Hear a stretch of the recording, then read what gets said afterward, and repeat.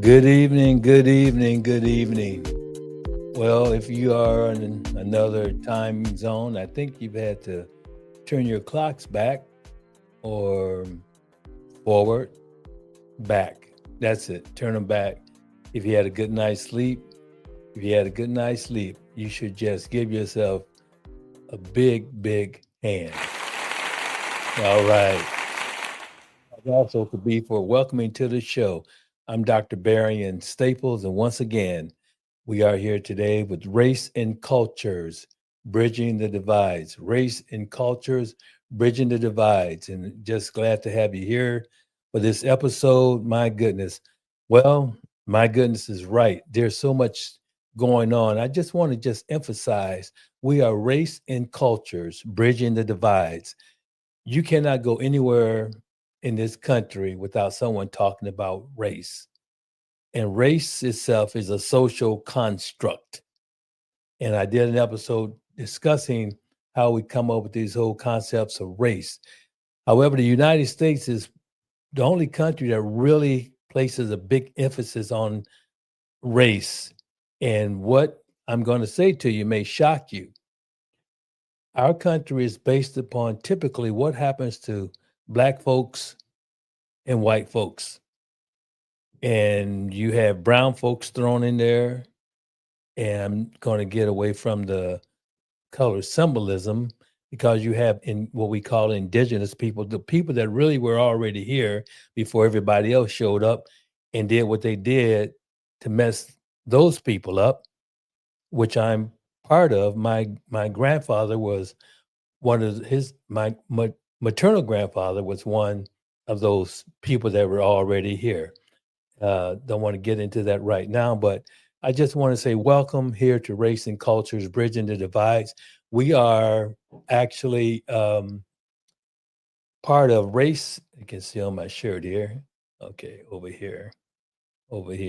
Okay, Race and Ethics Corporation. Race and Ethics Corporation. I talked in the beginning about trying to give people an understanding about race and cultures. So I'm going to review this again, and I'm going to do it as my grandmother used to always say, until the cows come home. Now I didn't grow up on a farm; I grew up in the city, but I know what cows look like. Whenever they come home, they come home. You know, my wife grew up on a farm, and speaking of my wife, uh, the sweetest thing this side of heaven. She is not joining us again. She, like I said last episode, she's working. My goodness. So this episode is going to touch on culture. This episode is about, this is a big title, Charlie Kirk, Trump, and review of Antifa. And we're going to talk again about stochastic terrorism. But I want you to listen to the words. Listen to words. And then we're going to talk about culture here. But I want you to understand what's happening right now. People aren't paying attention close enough to what is being said in our culture, the culture of the United States of America. So I'm going to dive right into this and we're going to talk about race and cultures again. What exactly is race and cultures? But I'm going to talk to you first about culture and what it means. So, I'm going to read this to you. You can read right along with me. The United States is racially and ethnically diverse nation with a history shaped by immigration. Don't get it twisted. We're trying to get rid of folks, and we've always welcomed folks. And just to kind of segue off of this, we just heard this man talk about he's going to limit immigration or refugee status to 7,500 people based upon people from South Africa. No people designated, put it this way, of dark, as my daughter called it, melanated skin. In other words, people who have skin like mine. Okay. So that's going to, I can't get it twisted. We're dealing with a truly racist situation to build a racist culture right now by the people in charge. So I'll start over again. The United States is a racially and ethnically diverse nation with a history shaped by immigration, slavery, slavery. I'll say that again. Slavery. Don't get it twisted. People are trying to act like it didn't exist, getting rid of certain things in the Smithsonian and trying to shut down things and attacking HBCUs. But immigration, slavery, and ongoing cultural exchange. That's when you want to be nice to each other. The concept of race is a social construct rather than a biological one and has been used to create and maintain power structures and inequalities. While diversity is seen as a positive attribute by many, some Americans also express concerns about the impact of a changing racial and ethnic makeup on American values and culture. So, key aspects of race and culture in the United States: diverse populations. The U.S. population is composed of various racial and ethnic groups, including white, black, and that's what I stay with. Some people say African American, Hispanic or Latino, Asian, and American Indian. And my grandfather would just say the nations, people of the First Nations, or Alaskan Native. One day we'll have a discussion about the how we end up with the indigenous populations and the Bering Strait and all that. So, social construction of race. Race is a social construct, meaning it is a concept created and defined by society rather than being based on biological differences.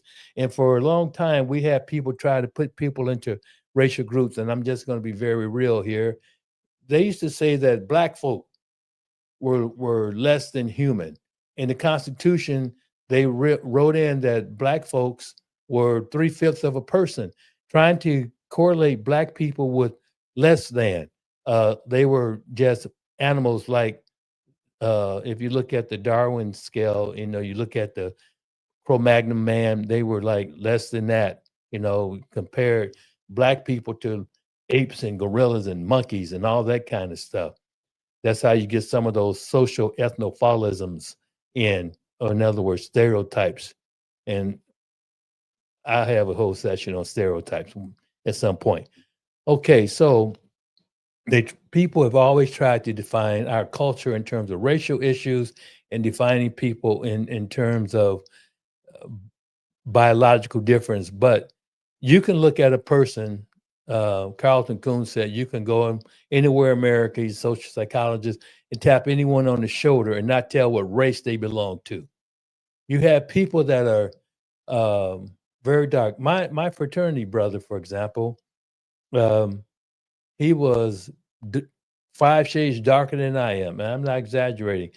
And we used to go out, as students, we go out and we would dance in different places. And so we were at the check-in place, showing our ID card, our driver's license, and I looked at his driver's license, and it had the category for race.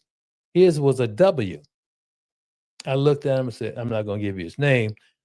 He might be listening, but looked at him. I said, how can yours say white? You 50 shades darker than I am." I know I said 5 or 4, but and he said, "I don't know. That's what they told me." But it was based upon his bone structure. He had thin nose, and he had small bones, and he had straight hair. You know, he had good hair. He was from India. So I'm up here thinking, okay, he's from India, so now he thinks he's white, but he's way darker than I am. And so it was really kind of confusing to me. So the next quarter, we were on quarter systems. Guess what I took? I took a class called biology or race.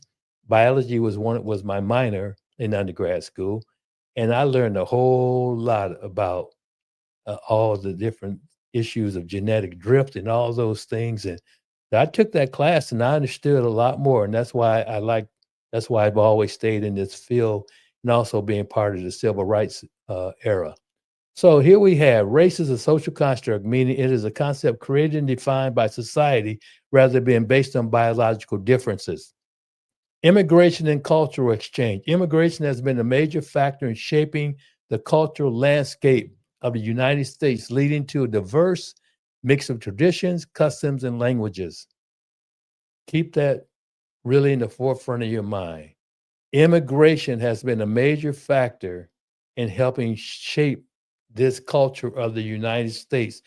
And what we've been hoping to do is have that diverse mixture of traditions, customs, sharing things together, in other words, understanding one another's languages. I live in a state where Spanish is predominantly spoken. Of course, there are some other people that speak Creole, some speak, just, French, some speak language like that. I have some French background, and I get very upset a lot of times when I think about our United States, how deficient we are in our language development. If you go to other European countries, not only do they speak, if they're in Italy, they speak Italian, but they also probably speak English. So we are behind in that aspect. So culture. What exactly is culture? So we have immigration that created cultural exchanges. So what is our cultural identity? So many Americans, particularly those from marginalized groups, see their race or ethnicity as central part of their identity. That's why in a lot of places, you've had what we call ghettos. Now, some people speak of the term ghetto as being somewhere where you poor. I say poor. You can be poor or po. Chicago, we call them, might be the ghetto. Some people use ghetto and they use, you come from the hood, those kind of things. But we also know that other people that felt marginalized, we had ghettos that were a lot of Irish people settled in. We have, like in Bensonhurst, we had a lot of, in New York area, we had that area, a lot of Italians. We had, I know in Cicero, it used to be predominantly Italian. Mayor Daley, the daddy Mayor Daley and his family, they were over there, and I remember people would say, "Don't go to Cicero." A lot of stereotype, the mafia is over there and all that. So then we had other people that lived in certain areas that actually made up their cultural identity. Then we have, as we develop into cultures, we have racism and discrimination issues. So, despite legal protection against discrimination, racism and discrimination persist in the United States. You can see it on the news every day, every day. Black and brown folks and women being affected. Racism and discrimination affecting various groups of life, including housing, employment, and the criminal justice system. We've we need to understand that our culture right now, these are two of the areas that we're still dealing with: racism and discrimination. Then we have perception of diversity when we talk about race and culture.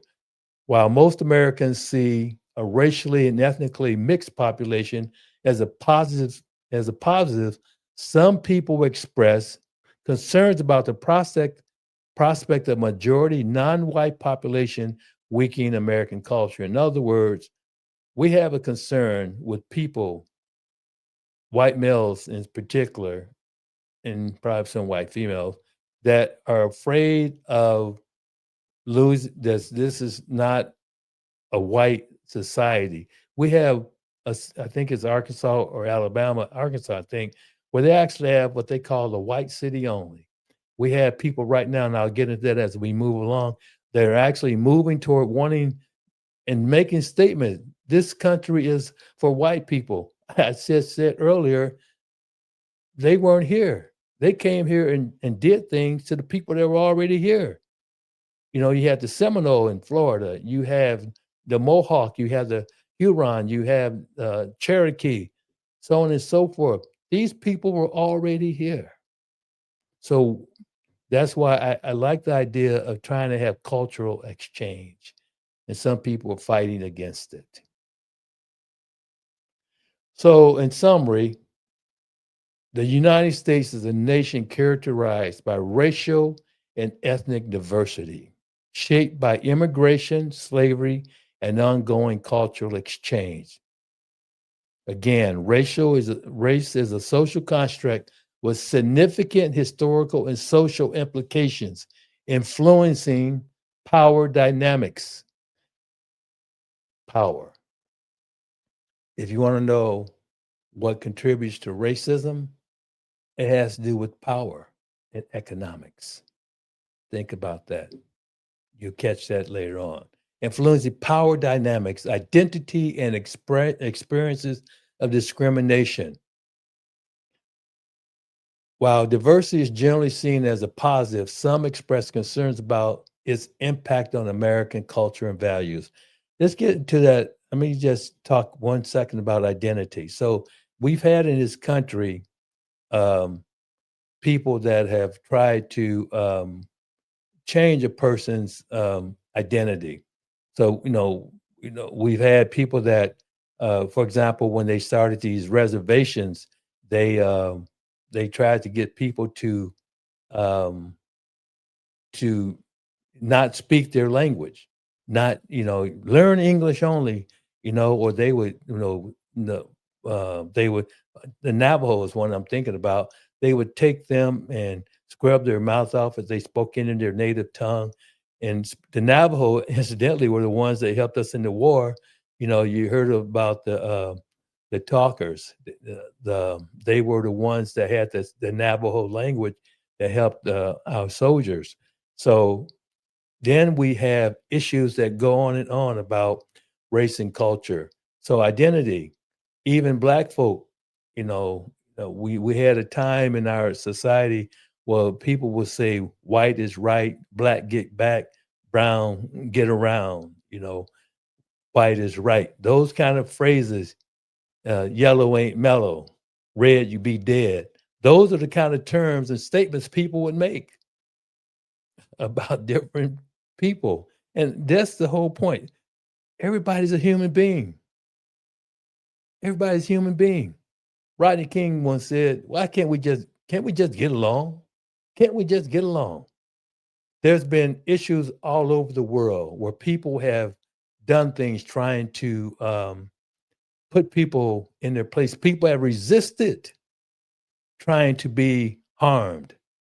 And I'm just going to just share with you. This next thing I'm going to talk about. So we've had these issues of cultures. We have racism. We have different people being attacked, so on and so forth. So there's people that have resisted. We have people, and I'm going to go all the way back to Nazi Germany. And I talked about this before, but I'm going to share it again. So in Nazi Germany, there was a ruling uh, class there. Okay, so I'm going to just say this very plainly. We have all of a sudden we have the president of the United States, and all these people are trying to create something out of an ideology. It's Antifa. Antifa. I'm sharing with you misinformed Antifa meaning in the United States for staging political fanfare. So I'm going to give you an idea about Antifa. An early iteration of Antifa movement in Germany known as Antifa-Stochastic. In other words, Antifa was against the rise of Nazi Germany. Antifa was an ideology, a movement toward Nazi Germany. However, this opposition was complex and was hampered by intense infighting on the German left, ultimately failing to prevent the Nazi takeover. So let me share with you. The communist led Antifa-Stochastic action. The formation of this Antifa-Stochastic action was a militant group founded by the Communist Party of Germany in 1932 to fight the Nazis and other right-wing parliamentaries like the SA and stormtroopers. The ideology, the group was aligned with the Soviet Union and viewed Nazism as the final stage of capitalism, consistent with the Comintern policy of the time. The KPD, the Communist Party, also labeled it more moderate political rivals such as the Social Democrats as social fascists. So, to be Antifa is an ideology where you are fighting against racism, prejudice, fascism. That's what Antifa is. They don't have a president, they don't have an office, they don't have any of those kinds of things. But what's being fed to you, as I said earlier in my title, listen to the words. Listen to the words that you hear every day. Antifa does not have a president. Antifa is an ideology to fight and resist against a fascist or racist takeover of things. So, street violence. So, this stance led to constant street clashes, not only with the Nazis, but also with the rival center left Iron Front, which was also trying to protect Germany's liberal democracy. So, what we have here in the United States, we have people that are protesting. So the president is trying to create an Antifa as some type of group that's is creating, dare I say, an insurrection. We saw January 6th. We saw that was an insurrection. Okay. So now the words are being twisted to make Antifa out like a big organization when it's actually people in a movement to fight against fascism, authoritarianism, dictatorship. So, another thing, a divided opposition. The Germans left deep divisions proved to be a fatal weakness that the Nazis exploited. The KPD and SPD, during the critical years of the early 1930s, the KPD considered the Social Democratic Party, SPD, to be its primary enemy, hindering any effective united front against Hitler.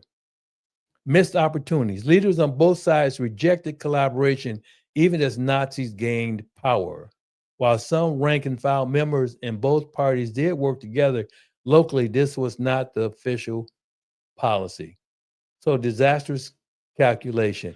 The KPD leadership famously operated under the slogan, "After Hitler, our turn," mistakenly believed that a Nazi dictatorship would be short lived and eventually lead to a communist takeover. See, back then, communist was the main thing that people wanted. So it didn't work. Hitler, his Nazi party, took over. So, what do we have here? So, I want you to understand that after the Nazi takeover, after Hitler took power in 1933, the KPD and Antifa were banned, imprisoned, and murdered. Communists and other political opponents of the Nazis were among the first sent to concentration camps, and thousands of KPD members were executed and died in captivity. So that's what is trying to be staged right now, trying to say that these people that are fighting against what's happening here in this country with the concentration camps, Alligator Alley, so on and so forth. Now, back home in Chicago, what's going on there in these detention centers. So, what they're trying to do is make it out to be that these people that are there, and when you see the ICE and the people there throwing tear gas and all that stuff, trying to create a scene that these people are Antifa and creating problems when all the aggression is coming from the ICE people and other service people with mask on. I showed you the clip last week, the mask in the KKK, and they wearing masks out in the daytime. So here we are.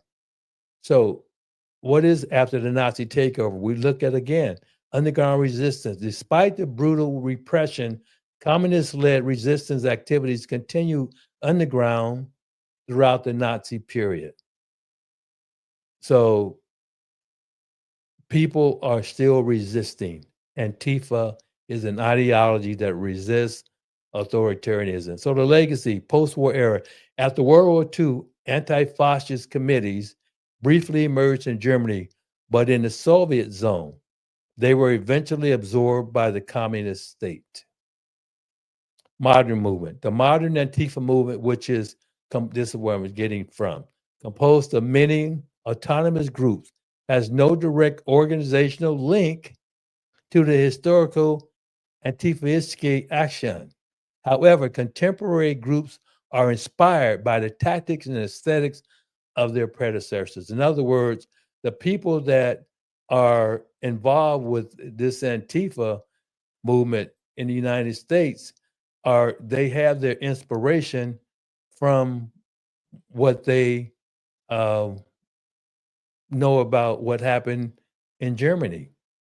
So I think we need to understand, listen to the words, listen to the words. So there's another term I shared with you. Some people, this is very close to um, gaslighting, but the term that I want you to really come to terms with is this. That's why I say, listen to the words. This term is called stochastic terrorism. It's all in what people are saying. Listen carefully. When you hear people use terms like Antifa, realize it's not a group of people that's organized under a leader. Not one time have you heard them talk about, and also since I'm talking, please like and subscribe. And at the top corner there, this is my little made up commercial break here. And at the top corner, there's a QR code. Please, you can donate. This is a nonprofit function, and please like and subscribe. That helps us in our algorithms. We're nonprofit. I'm doing this because I love people. I want us to speak truth to power. The word of God tells me in 2 Timothy 2:15, come with the rightly divide the word of truth. I left out some other parts up front, but we are to rightly divide the word of truth. That's what we need to tell the truth to one another. But um, excuse me, oh boy, I need to be woke. Remember, I'm woke. Hmm. Exactly what is woke? This is my little break here. What does being woke mean? Well, it's a good question. So we're going to talk about being woke here for a second. So being woke, a badge of honor, knowledge, and wisdom. Number one, that is. Two, to have or be marked by inactive awareness of systemic injustices and prejudices, especially those related to civil and human rights. And number three, be wise, open minded, kind, empathetic, and four, the opposite of being asleep. So I'm woke. I told y'all many times, hmm, there's nothing wrong with being woke. Being woke. So here we have it today. Um, so I'm gonna get back to stochastic terrorism here. So I can't. Let me take a breath. Stochastic. There you go. Terrorism is a phenomenon where mass media or individuals' rhetoric is used to incite unpredictable, statistically probable acts of violence from an individual or a group. It is a distinct form, it is distinct from a direct command. For example, we got to stop them, got to not let them sign or certify this election. I'll go down there with you. No direct, wasn't down there with them. Went down to the Capitol. You all saw it. They're trying to say we didn't see it with our own eyes. But it's a distinct from a direct command as it relies on a long-term pattern of demonization and inflammatory speech to encourage a lone actor or maybe a group of actors to commit a violent act at some point in the future, a statistical probability that that will take place without specifying when or who that actor or actors will be. The term was first coined by a blogger in 2011 and has been used to describe incidents like the assassination of Yitzhak Rabin or the 2011 Norway attacks. Stochastic terrorism is rhetoric. It can even be terms that those people, or we need to blow them up. We need to get rid of them. Those people, those illegal aliens. That's stochastic terrorism. Demonization, demonize them, and incitement. A public figure or a media outlet repeatedly demonizes a person or group, creating a hostile environment. That's the same thing, misrepresentation with the meaning of Antifa, trying to incite it to be something else. Another form of stochastic terrorism is this random selection. This creates a statistically likely pool of potential actors, but the individual who eventually acts is unpredictable and acts on their own, often acting alone. Acts on their own, like what happened to the Hortmans, those Democrats, the left wing, all that, us against them. People make statements, they incite, and say things about a person or group of people. The term illegal alien is a big one. The unpredictable act with stochastic terrorism. The act of violence is not a direct order, but is statistically predictable outcome of the prolonged rhetoric. I'm very passionate about this, meaning the specifics of the attack are unknown beforehand. Sometimes, we have the term premeditated. Sometimes it's not premeditated. All of a sudden it hits them. I see one. That's what an illegal alien is. That's what a black person looks like. Oh, that's what a indigenous person looks like. Oh, there's that Asian person again. Oh, there's that Jewish person again. Oh, that I heard about all those different people. So examples and interpretation with I mentioned earlier in 1995 with Yitzhak Rabin assassinated. Months of public vilification of the Israel prime minister were cited as a precursor to the assassination by a right-wing extremist. It's so interesting that most of these assaults that have happened lately in the United States, I'm just going to say it right wing. When I see the word right wing, I think of Republican. All the people that have been assassinated, killed, murdered, shot. I use assassination for the Hortmans. I use killed and shot and murdered for Charlie Kirk.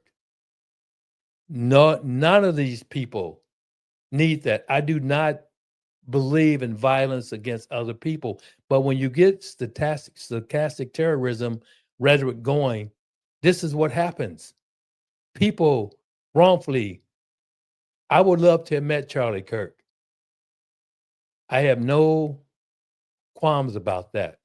I feel sadness for his wife and those two young children. The Hortmans, the same thing.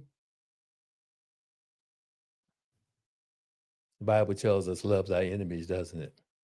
So, Yitzhak Rabin, also the 2011 Norway attacks. The attacks by Andrei Breivik have been interpreted as an outcome of online radicalization fostered by online rhetoric and mimetic culture. That's what we are looking at here. Finally, I alluded to before the January 6th Capitol siege. The event has been cited in analysis of stochastic terrorism, where inflammatory rhetoric is seen as a factor in inciting mob violence. They were not just visiting the Capitol. You saw people getting attacked with flagpoles. You saw the Capitol Police, people getting injured, people dying. That is not a friendly visit, folks. It was incited. It was incited, and we know where it came from. Stochastic terrorism is happening with us every single day. And in this episode, I hope to share some insights more with you. But I want you to understand, listen to the words. Listen to the words. Some key considerations. There's difficult legal proof. It can be difficult to prove a direct causal link between the rhetoric and the act of violence, making legal action challenging. As I said before, Shaggy had a song, "Wasn't Me." They're inciting people. They're not doing it. Wasn't me. They did it. Look at that. Well, it's kind of confusing. They went down to the Capitol and did all that. I just wanted to get certified illegally. Another key consideration is the role of the social media. The rise of social media has amplified the risk of stochastic terrorism by creating platforms of rapid dissemination and interaction, which can twist implicit messages into calls for violence. Facebook, TikTok, all these things here, even our network news. I mean, think about it. Well, the blue states and the red states and this and that and the other. And then there's individual psychology. While rhetoric is a factor, the individual circumstances and psychology of the perpetrator or perpetrators are also crucial elements in the path to violence. In other words, some people just messed up in the head. The psychology of some people cause them to respond and react to this social stuff and stochastic terrorism. That's what happens. So where are we at? Okay, I want some other people to tell you a little bit more about stochastic terrorism. And I want you to listen carefully. There's going to be two slides here. I want you to listen to them.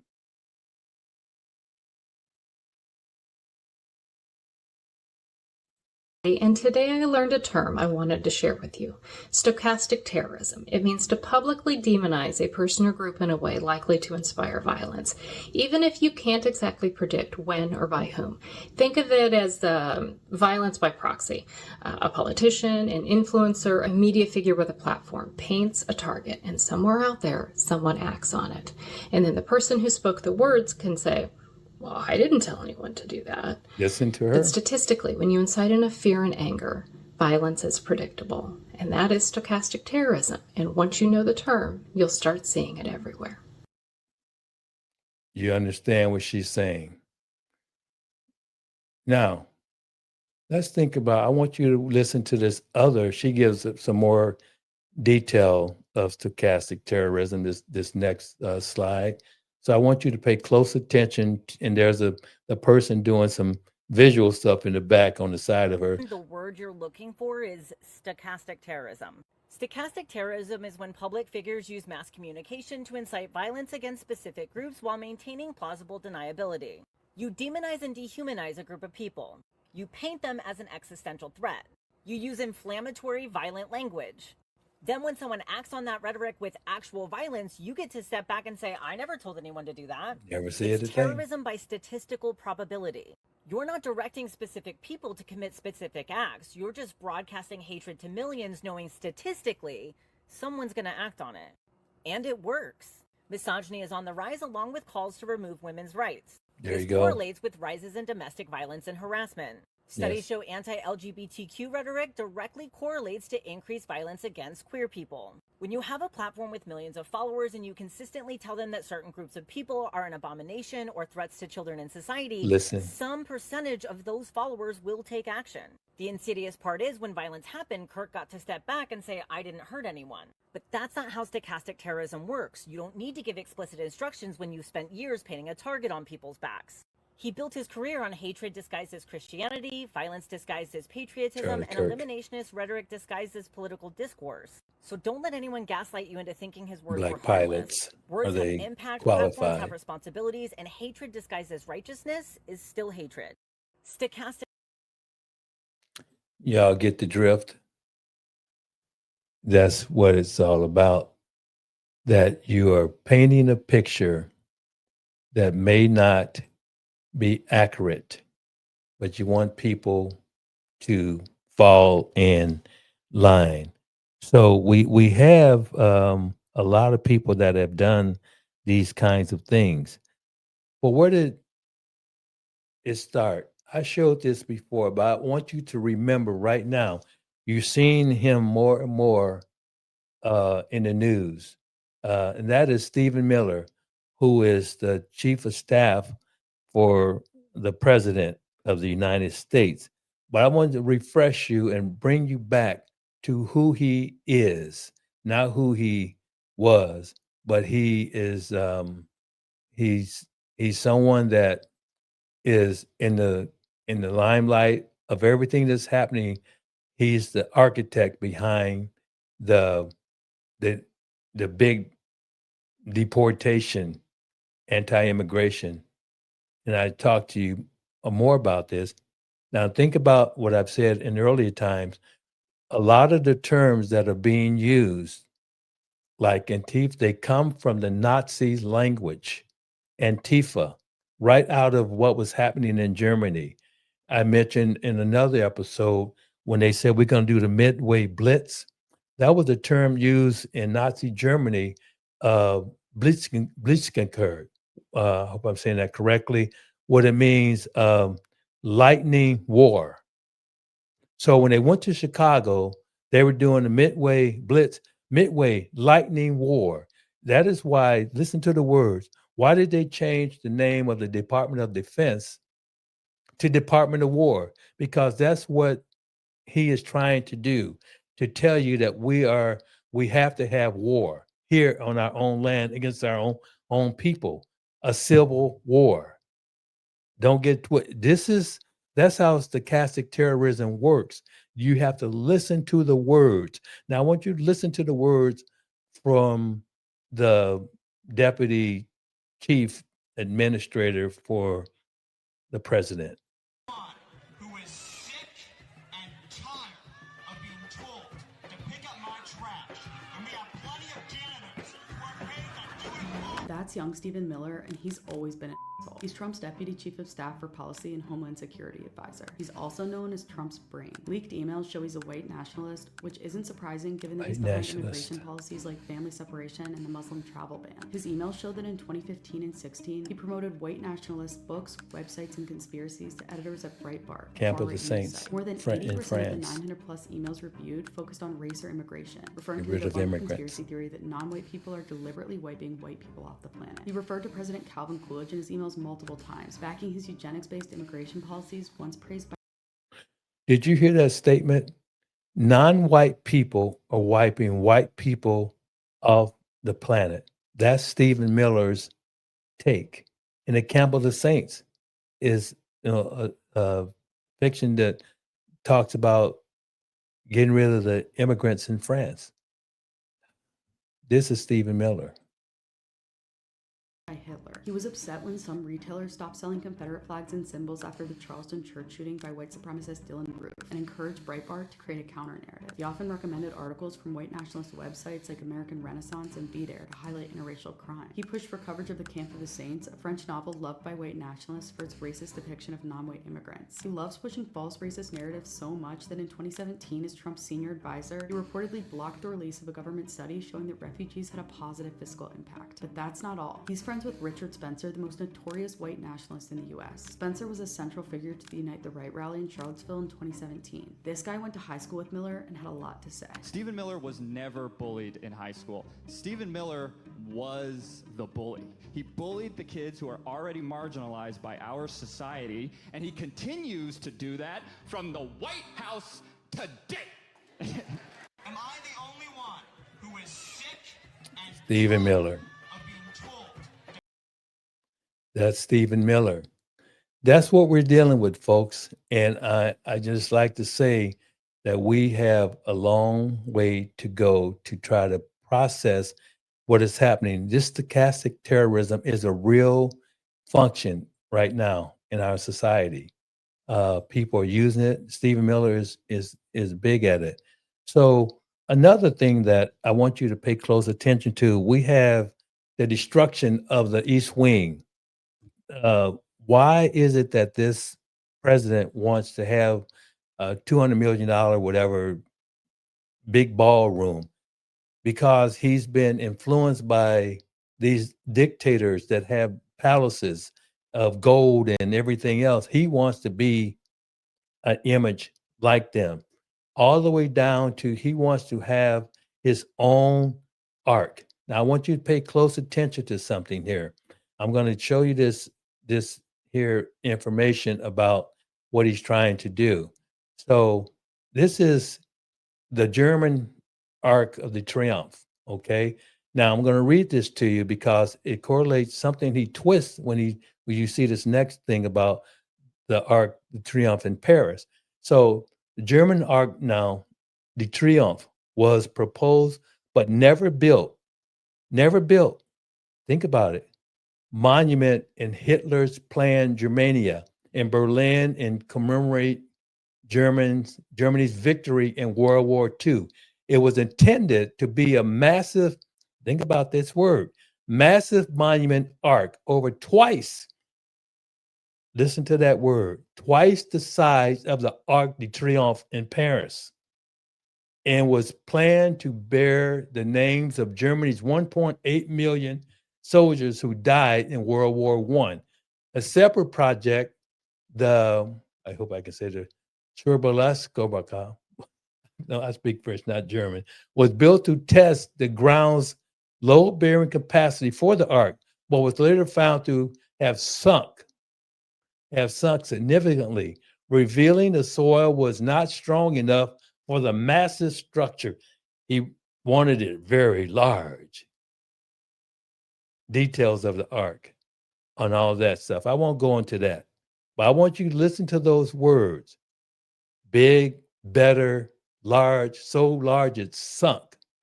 I told you about the East Wing of, to symbolize the palaces and that type of thing. Now, you don't get it twisted. Now, you know that he wants an ark. So this is what he did. So this would be Listen. small, medium, and large. Medium and large. And whichever one to look good. I happen to think the large looks quite large. Large, just like Why are you shocked? in Germany. Listen to this. Just do something for the city. He wanted a large ark. There's a rendering of what it will look like. You have He to wanted, think now watch, that would be the largest just like the German ark. like in either of the three, Like, any of the three sizes. now watch what he says. The Liberty. So that's Lady Liberty. Okay. Did you ever hear of Lady Liberty? Okay. Now remember, So the size where did we get the Statue of Liberty, Lady Liberty? From Paris, right? And so here he's talking about Lady Liberty. He's talking about large one, just like in Germany, that wanted the ark to be very big. He's twisting, he's using those words. He's using those words that come from whichever one to look. Nazi Germany, I happen to think the large one. and then he twists in liberty so people will think that he's talking about the Statue of Liberty. You can't get this twisted, folks. You can't You just can't do it. So that's what stochastic terrorism is. So what happens is if if he um, if he gets this arc, already you already have embedded in your mind that it's going to have to be very large, a very large arc, and he's already told you about Lady Liberty, okay, the Statue of Liberty. This is what the words, listen to the words when people talk. But some people don't like reading things of history to understand things. So let's go back to the one guy that we talked about earlier. Now he's a grown-up man now. I didn't cuss. He's a grown man now. This is what he is saying now. I want you to listen to his words and put it in a historical or a cultural context, a race and cultural context of what he says.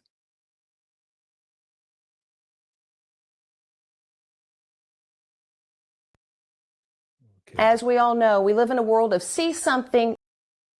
that's not it. Thank you, Pete, Gaddy, Pam, and of course, your governor, for not only being here today, but for the invitation to your state to bring the full resources of the federal government Listen to to these making words. Memphis safer than any of you could ever possibly imagine. To the This is Memphis Stephen Police Miller, Department, grown to the up. officers that I see sitting in front of me, we are about to provide you with a level of support you cannot even imagine. This isn't just a task force. This is a all of government unlimited support operation. ATF, DEA, FBI, ICE, Department of War, every resource we have. And they're not going to be sitting behind a desk at a keyboard. We are sending in real cops with guns and badges to go out with you on the street every single night making arrests. The These city are has people their who own have taken down law drug enforcement. cartels, kingpins, the worst criminal offenders in the United States, standing with you shoulder to shoulder to shoulder. Keep All we listening. ask from you is to show up at roll call every single night with your brothers and sisters in the federal government and to go out and get the criminals off the street. And if you do that, Criminals. I pledge to you, we will liberate this city from the criminal element that has plagued it for generations. This is not just a strategy shift. This is an attitude shift.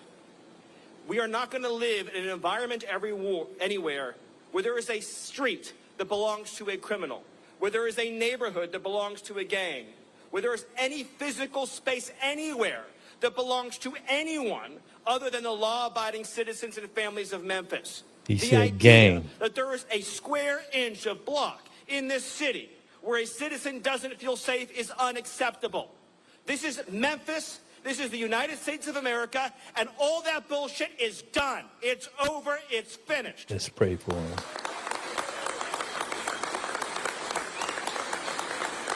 You know, the gangbangers that you deal with, Gangbangers. they think that they're ruthless. Gangs. They have no idea how ruthless we are. They think they're tough. They have no idea how tough We talk about we are. Americans.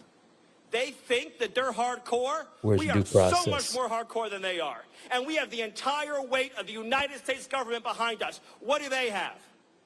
They have nothing behind them. So we are going to win. They are going to lose. We are going to rescue Memphis. in And it there. will not only be safer than ever before, but businesses and investment are going to Money. pour in, and Memphis will be richer than ever before. Because President Trump has decided this is a priority. And when President Trump makes a decision, this team behind me today executes. Thank you, and God bless. Okay. You heard the words. You heard the words gang. You heard the word criminal. Now, keep in mind, when people think of gangs a lot of times where I live, you think of the vice lords, you think of the disciples, or some people call them the black gangster disciples, the Latin kings, gangs, people of color. Listen to the words. Listen to the words. That's stochastic terrorism at its best. And you heard another thing. We get rid of them, we'll have money. We're going to have money. Get rid of them. and don't get it twisted, people. They're sending all these troops into cities where they have a black mayor in Memphis, with cities, black mayors in Chicago. They're sending them to states where populations of high levels of black and brown folks, most black mayors, Democratic cities. Listen to the words gang, criminal, gangsters. Those are clarion calls against the black folks. I want you to really listen to the words when these people talk. Listen to them talk. So, I talked about stochastic terrorism before and how people use certain words. This is going to be a clip. It may be a little long, but I'm trying to get through a lot of information today because I think it's necessary to be educated. So what we have here is we have a situation where the words were met, and ignore some of the language in this, but the words were met, the stochastic terrorism, the words were visible. They were verbal, right in your face. And this is from my friend. He's also a podcaster, Dr. Rashid Ritchie. And so I want you to listen to what happened in this episode. And I don't believe in violence, and unless it's self-defense or something like that. But I want you to listen how stochastic terrorism jumped right out in this incident, all in one breath. The violence, everything, and how it got reverted. Hold on to your seats.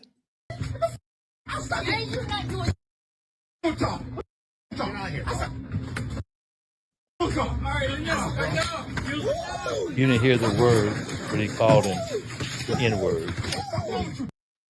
I tried to help you. I tried to help you. I tried to help you. Do that. I tried to help you. I love you, dude. I tried to help you. Stop, girl. Then he says he loves him. I tried to help you. I tried to help you. I tried to help you. Don't touch me. Don't touch me. Don't touch me. Don't touch me. Don't touch me. Don't touch me, bitch. Don't touch me. Don't touch me. I don't believe in the violence. Yo, let him go. Let him go. They tired. They tired. Oh, bitch. What's up? All right. Yo, chill.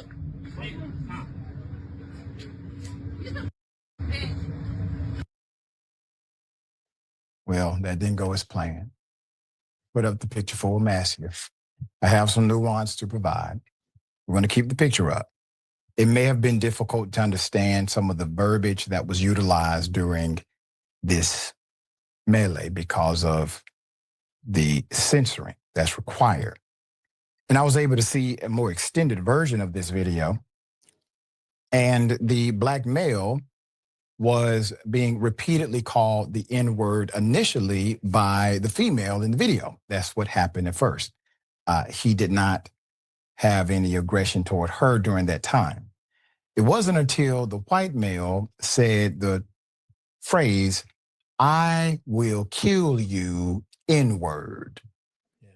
Now, in all jurisdictions in America, that's considered to be a terroristic threat. That's a violent threat. A specific person has been targeted. Individual Terrorism is in a proxy, meaning located next to you, and they said they're going to kill you. Boom. And that is when, after that aggressive action toward the black male, he decided to engage in combat, or some would argue protection. Now, I do not condone violence at all. I condone self-defense in all variable terms, but not violence.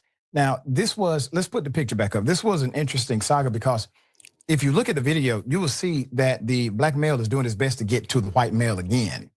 And the white male does end up saying, "I love you." And I want to say, isn't that the point? Don't we want to get to a place of loving each other? That's right.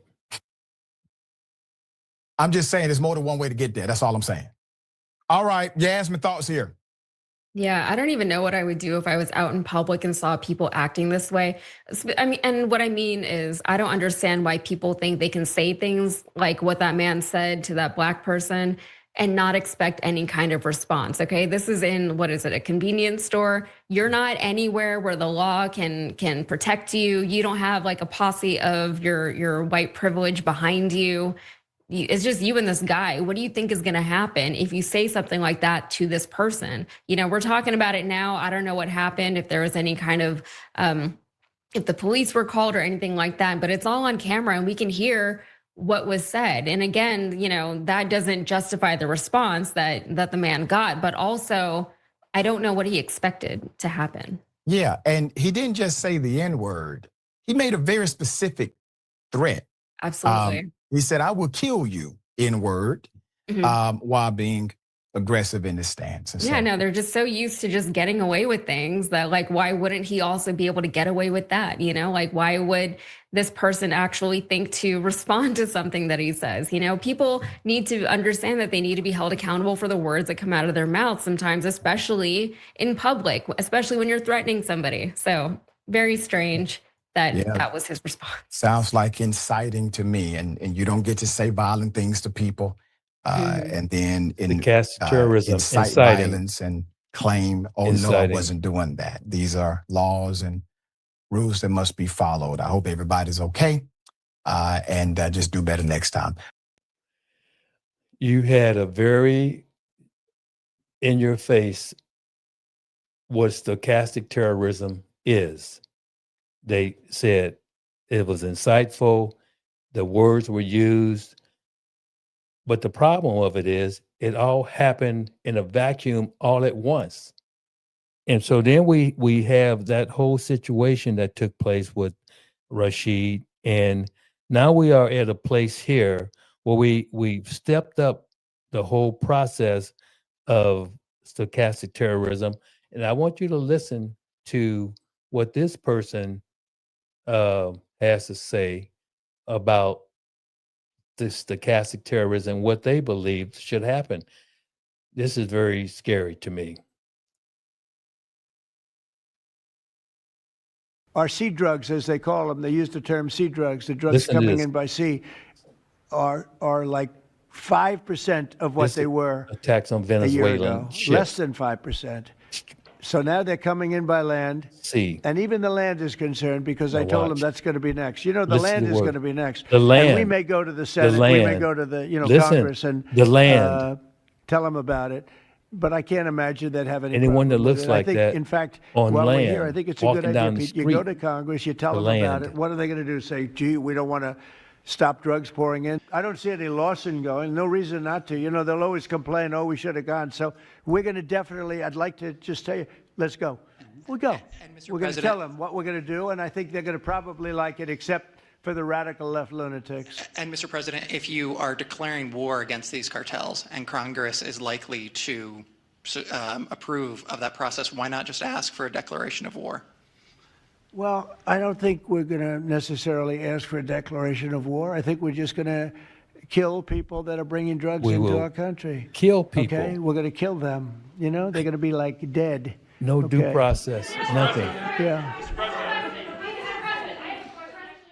I've heard enough. We will kill people.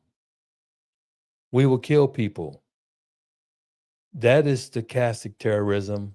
That is, remember I said how the media, how people say things. These ships are being blown up in the water. There's not been one proof about these ships, the Venezuela in international waters of all places, where they are being searched that they really have drugs. It's no transparency. So this here, politicians are speaking about this. So let's hear what dealers, trying to import product into our country. But at the same time, I guess you might ask the question, where does it end? Are we the world's policemen, the international policemen? Are we going to be blowing people up off the coast all around the world trying to interdict? Really, I'm not sure we have the finances to be the world's policemen. We sure don't. In fact, our national debt, has a lot to do with the fact that we love to start wars and we love to fund conflicts abroad. And Senator Rand Paul, of course, is cautioning the Trump administration after its decision to strike a Venezuelan boat that allegedly was carrying, Venezuelan drug traffickers. Now I say allegedly because we don't know if that's true. There hasn't been any evidence presented to us. None. And rather than intercept the boat that they might suspect contains drugs and drug traffickers, they just. Historically, when there's been a concern out in the water, I don't even know how to swim, but nevertheless, in the water, in the ocean, we have what is called the Coast Guard that goes out and investigates these situations where that didn't happen. That's part of due process. I'm only going to play a little bit more. Did a strike and killed 11 people. And let's be clear, the likelihood that this is really about drug trafficking is a little ridiculous to me when you have Trump administration officials whispering about regime change in Venezuela. And if you can recall, in Trump's first term, he attempted to do a coup in Venezuela, not once, but twice, to install a puppet leader, Juan Guaido. Now, about the strike itself, Secretary of State Marco Rubio says that Trump wanted to strike the boat instead of intercepting it, that it was Trump's decision to do that. Instead of interdicting it on the president's orders, we blew it up. And it'll happen again. Maybe it's happening right now. So look, even if you happen to love the Trump administration and you love everything they're up to and what they're doing, are you not a little bit concerned when you have a government that could? I can only hear that so long because you have people that are being killed. These are human beings. We have no idea if these people had drugs. And I think there's somewhere around 57 people that have been murdered. That's how I look at it. It's like saying, I'm almost thinking if we're walking down the street and someone thinks that I'm a drug dealer or have drugs and I'm going to sell drugs, that they have a right to just kill me or kill whoever they think. Or that's what Rand Paul was getting at. Are we supposed to just do this? There has been no transparency, no evidence that there were drugs in those ships to the American people. These people are being murdered. I can only listen so much. So here's another example. Now this was interesting. This happened during the COVID period. So we have to stand up for justice. As I said on my woke, we have to be woke to civil rights and human rights of people. We can't keep allowing people just to get killed and shot. Charlie Kirk didn't deserve, he shouldn't have gotten shot. I didn't agree with things that Charlie Kirk said. But I'm not going to say go out and kill him. And that's what happened. Stochastic terrorism, folks. We're having it coming from the White House. But some people stand up. I'm going to close on this note with this scene. Well, a waitress who saw a man hurling vile racist insults at a family celebrating a birthday wasn't about to let him do that. So she spoke up and she kicked him out. Well, now she's being hailed as a hero. And we should warn you, what this guy said is really upsetting. She is a hero among us. Get out! A waitress is being hailed today for coming to the defense of a family that was being targeted in a racist rant. You need to leave. Oh, you need You to do not leave. talk about guests like that. What's wrong? You need to leave. Asian piece of Oh my God. Get out of here. Yeah, I'm out. Get out. The man you see here is the CEO of a tech startup. Trump's gonna you. For some reason, he launched a vile tirade against an Asian American family at a restaurant in Carmel Valley, California. Raymond Oroso says his family was celebrating his wife's birthday when they came under verbal assault. We were about to have dessert. I heard this loud voice behind me screaming, you Asians. He said it again, but this time my niece was able to pull out her phone and videotape him. Get out of here. Yeah, I'm out. Get out. That's when the waitress stepped in and told the man to take a hike. Like now. You are not allowed here. I already put my Do money not down. talk to our guests like that. Get out now. Who are these? Stay are value guests. Oh, are they? Yeah. Yeah, they're value guests. Yeah. You're a racist. You are not allowed here ever. What would you like to say to her today? I can't thank her enough. We should have a lot more people like her. So Amen. Who is the hero waitress? Her name is Jenica Cochran. She's also a yoga instructor. The man was identified as Michael Lofthouse.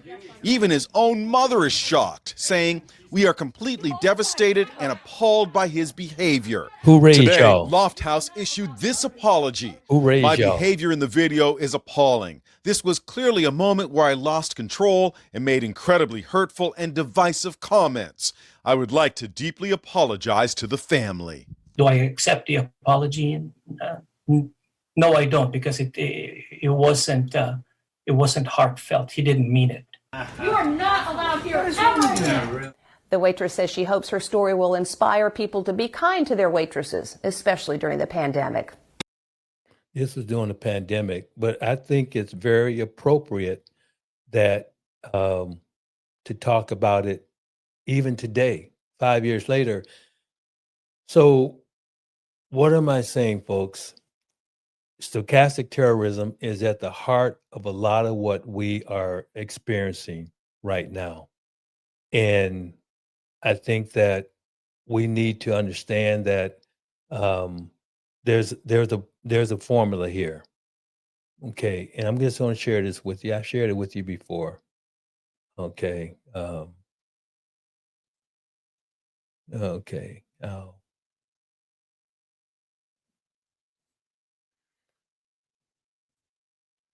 So what am I saying? This is what I'm telling you to do. Be careful. Be careful of your thoughts, for your thoughts become your words. Be careful of your words, for your words become your actions. Be careful of your actions, for your actions become your habits. Be careful of your habits, for your habits become your character. Be careful of your character, for your character becomes your destiny. So whatever you're thinking, think positive. Because if you say these vile things that we are hearing out there, like we're going to kill them. We're going to kill them. And then you take actions like that. Those are your words. Those are the actions. Killing Venezuelan people think they have drugs. Just kill them. No due process. Be careful of your actions. Now it's become habitual. Stochastic terrorism behaviors and everything else becomes just part of every day. Stephen Miller thinks nothing about it. These are aliens. Get rid of all the people that are dark.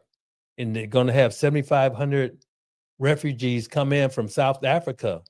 No more refugees from other countries where people are dark. Your habits. They have habits right now. This is their character that we're talking about. And their destiny that they're trying to create is to create a society or an environment that is based upon just having no people of color in this country. That's what we're dealing with, folks. I'm Dr. Barry Staples, and I just hope that you understand and have a better understanding about stochastic terrorism and culture. We are here in this country together. I told someone the other day that we might have come over here in different ships, but we are in the same boat now together. We are all together. So we need to understand that we have to work together and play together. I'm glad that you joined me today. Yes, this is tough. Love thy brother, love thy sister, love thy neighbor as you love thyself. I'm Dr. Barry Staples, and you have been experiencing Race and Cultures Bridging the Divides. Please like and subscribe, and that helps our algorithms. In the top, there's a QR code. You can scan that with your smartphone, smarter than I am. and you can make a donation to our cause. Thank you for joining me today. May God be with all of you. God bless you and your families. And please have a rest of your weekend, what's left of it, to be a good one. God bless you. See you later.